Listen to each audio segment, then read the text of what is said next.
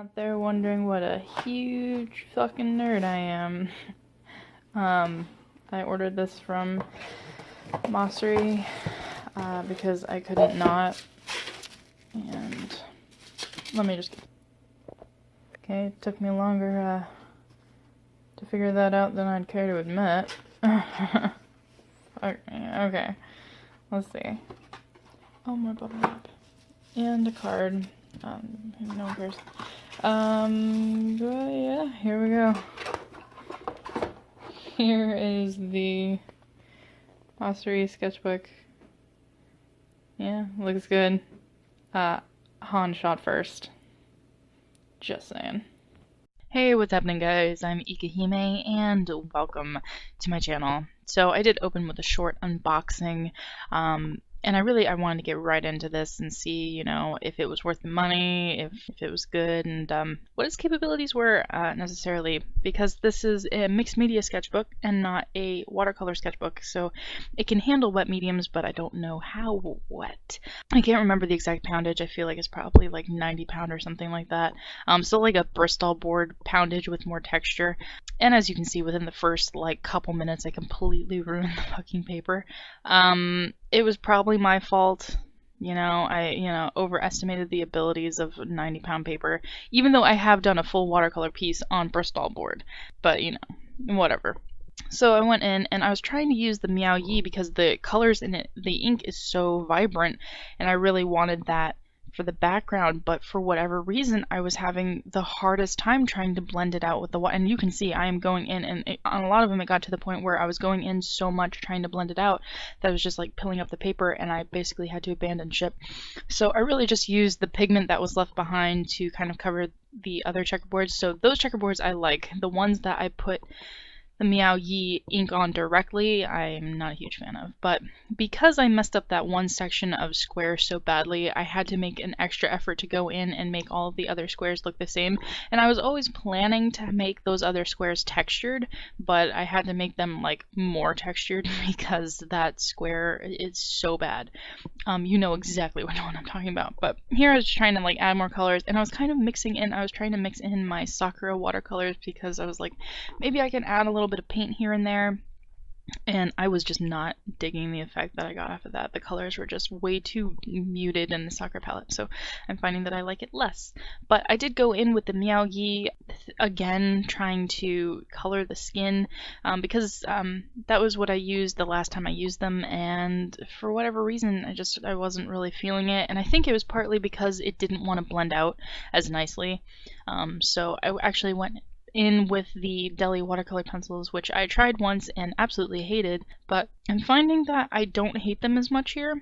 I think it might be a paper difference because the Meow Yi seem to have a really hard time blending out on the mixed media paper, whereas the Deli watercolor pencils have a really hard time blending out on watercolor paper. So I think it's just kind of like an application basis, like what paper you're using as to how well you'll be able to. I mean, I bought the pencils, so I'm going to use them and try my best to do what I can with them. I do think there are better pencils out there, but for what I got out of this, I'm actually not even mad about that.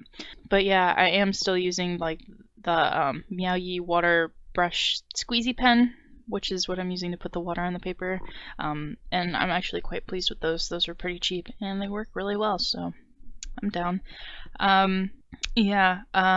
So Sora skin, I did not put down any of the Meow Yi on that because I saw how bad Shiro looked, and I was like, nope, not doing that again. But the one thing that is nice about these color pencils, even if they're not like good quality, I have kind of figured out how to work with them, and it takes a long time to use it because it's actually like a lot of layering involved, but you can put down really nice gradients between colors if you put forth the time and you try and like actually make the effort. So you're not like putting like just like random colors next to each other. You're just kind of like overlapping and blending them out and stuff. They actually go quite nicely, I found, so that was a definite positive. So I did use those throughout like the entire rest of the piece, and it was really fun to do that because Shiro and Sora's hair are actually different colors. And the really nice thing about this was that I didn't have to look up any references because I got like a bunch of figures from No Game No Life sitting on my shelf, so that's fun. I really like not having to look up references, so that's like a good day for me.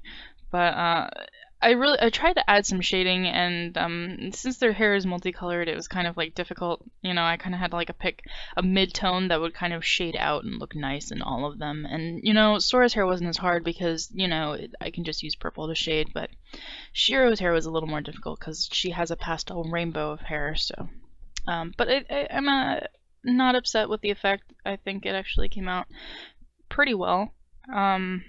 I think that, you know, the purple shading was fine. It doesn't look like super shaded, I don't know. It's not like high contrast shading, but the shading is there, so, you know, it is what it is.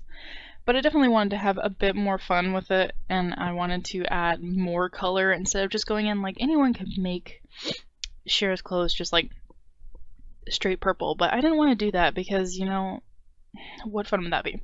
So I went in and added like some like light blue areas to highlight certain areas, like where the light was going to be coming in. I just, you know, I was like, let's make that light blue. Let's make it a totally different color, because the entire theme of No Game No Life is just bright, vivid color, and you know, let's honor that and put more color in. And yeah, but it was a lot of layering because the outfit did come out so light because the color pencils, I don't know, I didn't put enough pressure down or anything to get it dark. So everything in this piece is pretty pastel, and some of these things I tried layering and layering and layering to get the colors darker, but I think in some instances the colors were just a little too vivid. Then they would just like they would not saturate extremely well, you know, like they wouldn't get dark. They were just kind of like, yep, this is the peak mid-tone. We can't get any darker than this. So I mean, because I'm using like the darker colors in the box because I don't want to use like blacks and stuff like that because that would muddy it up so bad. But I was using like the dark purples and dark blues, and it just was like mid-tone blue, bright blue, and I'm like, okay, well, you know, it is what it is. I mean, overall, with this piece, like drawing-wise, I'm not super happy with everything about it. I know things like look awkward, but it's colored and no one cares. So I actually, this will be available as a print. I know you might be saying, but you fucked it up. How could you make it a print? How could you in good conscience sell this to people knowing that you fucked up the paper? Because I need money, that's how. But no, I fixed it and it's fine. But I mean, as far as, you know, my artwork goes, this is definitely not like my zenith, but it's not bad. It was fun. It took a long time to do, and I think a lot of the time it took was just me trying to figure out what to do. And there were a couple of moments like in the beginning where I just like literally right after I messed up the paper, I needed to take a minute and I needed a breather because I was like, fuck. I was like, I'm one page into this thing, like 5 minutes in, and I've already what am I doing?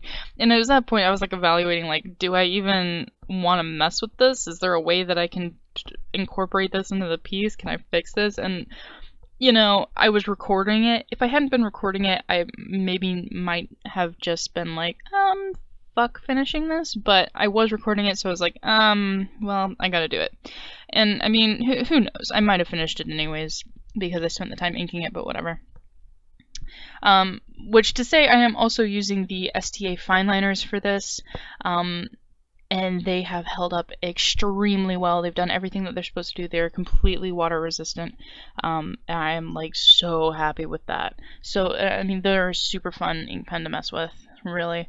But I found in the deli box, they give you like a gold colored like pencil, so I was like, I'm gonna use this for the crown, and I can't remember if it really gave me like a goldish effect or if it was just like, you shaded with brown, so like, I don't know, but it is what it is. And there's the box. You can see the box. I put it there for a minute. But yeah, I mean, it's been such a long time since I watched No Game No Life. I really do enjoy it. Shiro is basically everything I love in a character, aesthetic wise. So, you know, obviously she's my favorite character, and you know that's why I have 2 figures in a Nintendo of her. But you know, whatever. Uh, Here I'm basically just cookie cutting this stuff. I don't know if there's an official term for what I'm doing, but I call it cookie cutting. And what I'm basically doing is I'm taking a thicker ink pen and I'm outlining it all because the colors, especially because the colors of the characters and the background overlap so much, they're so similar.